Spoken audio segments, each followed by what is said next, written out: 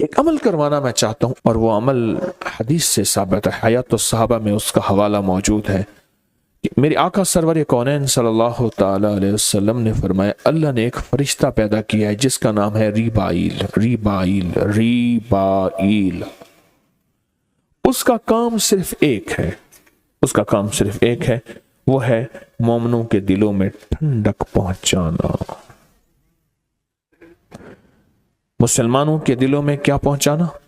ٹھنڈک پہنچانا۔ دل پریشان، حالات پریشان، اور سب کچھ ہے، کمروں میں ٹھنڈک، گاڑی میں ٹھنڈک، سب کچھ ہے، پر اندر ٹھنڈک نہیں ہے، یعنی دل بے چین ہے اور دل پریشان ہے۔ وہ اربوں انسان ہے، وہ کھربوں انسان ہے، ایک فرشتہ سب کے لیے کافی ہے۔ اللہ نے اتنی طاقت، اتنی قوت دی ہے، اللہ نے اتنا وجود دیا ہے، فرشتہ کافی ہے، اور اس کا کام صرف مسلمانوں کے، مومنوں کے دلوں میں ٹھنڈک، سکون، اطمینان، راحت پہنچانا ہے، راحت پہنچانا ہے۔ اب میں آپ کو طریقہ جو بتاؤں گا، جو طریقہ بتاؤں گا، اس طریقے کے مطابق پہلے آپ نے سننا ہے غور سے۔ آپ نے دونوں اپنی آنکھیں بند کر کے اپنا دایاں ہاتھ دل پر رکھیں، گہرا سانس لیں، دونوں آنکھیں بند کریں گے، دایاں ہاتھ دل پر رکھیں گے، گہرا سانس لیں گے اور سانس روکیں گے، جتنے لمحے سانس روک سکیں گے، اور پڑھیں گے اللہم بحرمت ریبائیل، اللہم بحرمت ریبائیل۔ زندگی میں کہیں بھی دل میں تلخی آئے، سختی آئے، بے چینی آئے، پریشانی آئے، بے سکونی آئے، راحت چھن جائے اور خیر چھن جائے، تو آپ اپنے جہاں بھی ہیں، جس جگہ بھی ہیں، اور یہ عمل ہر حالت میں کیا جا سکتا ہے، ایسے دل پہ ہاتھ رکھ کے دن میں، رات میں، صبح میں، شام میں، جہاں بھی، اور اس کو سانس روک کے آپ پڑھ کریں، آپ کو نقد رزلٹ ملے گا، اسی وقت رزلٹ ملے گا، اسی وقت اس کا نتیجہ ملے گا۔ اپنے غم، اپنے ہم، اپنی پریشانیاں، اپنے دکھ، اپنی ٹینشنیں، اپنی انزائٹیاں، اپنے اسٹریس اور اپنی ذہنی الجھنیں، دل کے دکھ، تکلیفیں، سارے ریبائیل کے حوالے کر دی۔ کس کے حوالے؟ فرشتے کے حوالے کیے۔ فرشتے کی ہے ڈیوٹی، اس نے آپ نے غموں کو بدلنا ہے سکون، چین، راحت، برکت، عافیت میں، وہ اپنا کام کرے گا، اس کی ڈیوٹی لگی، کیونکہ فرشتوں میں نافرمانی کا گمان ہی نہیں ہے، فرشتوں میں حکم عدولی کا تصور ہی نہیں ہے، تو لہٰذا اس نے اپنا کام کر دینا ہے۔ آپ نے اپنے سارے کے سارے ہم اور غم، فکریں اور درد کس کے حوالے کر دیے؟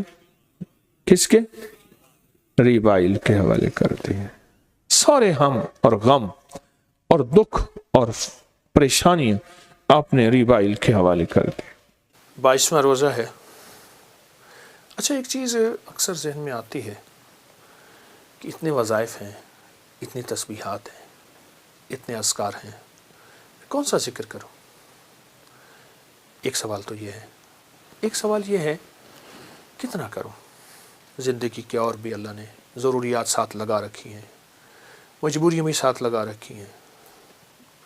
ایک تو یہ بات ہے کہ میرے آقا کا بھی فرمان ہے، مفہوم ہے، تھوڑا کرو پر وہ ہو جو روز ہو، تھوڑا ہو پر وہ ہو جو روز ہو۔ آج تو دن رات ایک کر دیا، کل تھوڑا بھی نہ کیا۔ ایک تو یہ درخواست ہے، اللہ زیادہ کی توفیق دے اور زیادہ پہ استقامت ہے تو اور خوشی کی بات ہے۔ یہ بھی بات عرض کر دوں، زیادہ کی توفیق دے اور زیادہ پہ استقامت ہے تو اور خوشی کی بات ہے۔ لیکن اگر تھوڑا ہو اور مستقل ہو، بس وہی جو چلتا رہے، ایک تو یہ ہے۔ دوسرا یہ ہے کہ میرے آقا کی بارگاہ میں ہر طبیعت، ہر مزاج کے لوگ آئے، ان پڑھ بھی آتے تھے اور بہت زیادہ ان پڑھ بھی آتے تھے، دیہاتی جسے عرابی بدو کہتے ہیں وہ بھی آتے تھے۔ نبی تو، میرے آقا کی شفقت تو سب کے ساتھ تھی، محبت تو سب کے ساتھ تھی۔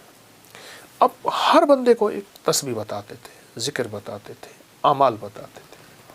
اب ایک بندے کا سوال ہے کہ میں کون سا ذکر کروں، کون سا عمل کروں؟ تو ہمارے بڑے بتاتے ہیں کہ اپنے آپ کو کسی کے حوالے کر دیں، جسے پیر و مرشد کہتے ہیں، یا سارے معمولات کر سکتے ہیں، یا پھر اپنے آپ کو کسی کے حوالے کر دیں، پھر وہ جیسے اپنے معمولات تمہیں دے وہ ویسے کریں۔ اس کی مثال یوں دیتے ہیں جیسے ہر دوا شفا ہے، پر میرے لیے کون سی دوا شفا ہے؟ ہر دوا بیماری کا علاج ہے، ہر جڑی بوٹی بیماری کا علاج ہے، ہر گولی کیپسول ٹیکا بیماری کا علاج ہے، پر میرے لیے کون سی دوا ہے؟ یہ بہت ضروری ہے، یہ بہت ضروری ہے۔ رمضان کی ان گھڑیوں میں جب اللہ کی رحمت وسیع ہے تو اپنے اذکار بھی وسیع کیجیے۔ میں ساتھ یہ بھی عرض کروں گا، لیکن اگر آپ کو اللہ کا کوئی نیک بندہ مل جائے تو اس سے اپنے اذکار منتخب کرا لے، اور اس سے بڑا فائدہ ہوتا ہے۔ انسان جو ہے وہ پھر اس ترتیب سے اس روحانی دنیا سے چلتا رہتا ہے، اور جب چلتا رہتا ہے تو انشاءاللہ اس کی طرف خیر متوجہ ہوتی ہے، رحمتیں متوجہ ہوتی ہیں۔ میں آج آپ کو ایک نصاب دیتا ہوں، وہ 3 تسبیحات کا نصاب ہے۔ ایک تسبیح تیسرا کلمہ، ایک تسبیح درود پاک، اور ایک تسبیح استغفار کی۔ تیسرا کلمہ پڑھنا ہے اللہ کی عظمت کے استحضار کے ساتھ۔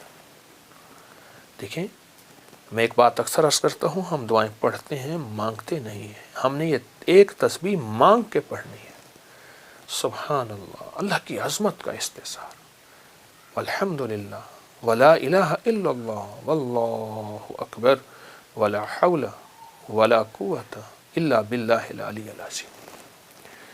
اور درود پاک سرور کونین صلی اللہ تعالی علیہ وسلم کے احسانات کا استحضار ہو، ماں کا احسان، باپ کا احسان، استاد کا احسان، کسی محسن کا احسان، پر کائنات میں سب سے بڑا احسان میرے کملی والے کا ہے، میرے آقا کا ہے۔ اور استغفار پڑھتے ہوئے یہ تصور ہو، یا اللہ ساری کائنات ایک طرف، میں دنیا کا سب سے بڑا مجرم ہوں، میں دنیا کا سب سے بڑا گناہ گار ہوں، اے سخی آقا سب معاف ہو جائیں گے پر میں معاف نہیں ہوں گا، نہ میں سونی نہ دولت پلے، کیوں کر یار مناواں ہو، اے دکھ سانو ہر دم راسی، روندی ہی مر جاواں ہو۔ استغفار اس کیفیت کے ساتھ، استغفار اس کیفیت کے ساتھ۔ ایک درویش نے یہاں تک فرمایا، جو 3 تسبیحات صبح شام اہتمام سے کرے، صرف 3 سال، 3 تسبیحات صبح شام 3 سال اہتمام سے کرے، توجہ سے کرے، دھیان سے کرے، اللہ پاک مرنے سے پہلے اسے جنت میں اس کا محل اور اعلیٰ مقام دکھائیں گے، اور وہ اس وقت تک اللہ اس کو موت نہیں دیں گے جب تک کہ اس کا اعلیٰ مقام اس کو دکھا نہ دے۔ تو رمضان کی گھڑیوں میں ان تسبیحات کا اہتمام اللہ توفیق دے کر لیں، اور رمضان کے مبارک لمحات میں 22واں روزہ ہے، باقی 8 روزے باقی رہ گئے، تو یہ بھی کر لیں، 22 روزے باقی ہیں، ضرور کر لیں۔ لیکن چلتے چلتے میں ایک طبی ٹوٹکا بھی ضرور بتاؤں گا۔ آلو بخارا خشک جس کی کائے نہ جاتی ہو، اور کائے کسی چیز سے نہ رک رہی، حاملہ کی کائے بھی، اس کو خشک آلو بخارا ٹافی کی طرح چسائیں۔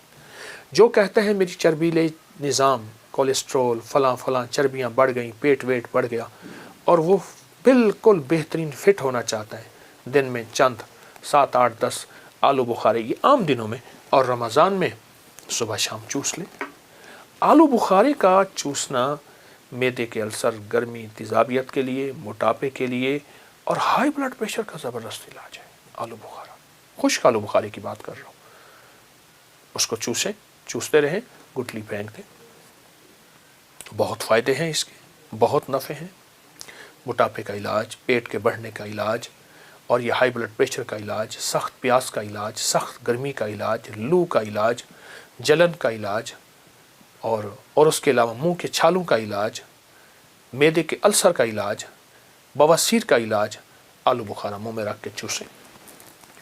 آپ رمضان ہے صبح شام 3 آلو بخارے چوس لیا کریں، رمضان نہیں ہے تو 3 سے زیادہ بھی چوس سکتے ہیں، انشاءاللہ آپ کو بہت فائدہ ہوگا۔ اور یہ 3 تسبیحات کا اہتمام اگر کریں، انشاءاللہ دنیا آخرت کا نفع ہوگا۔ جزاک اللہ، السلام علیکم۔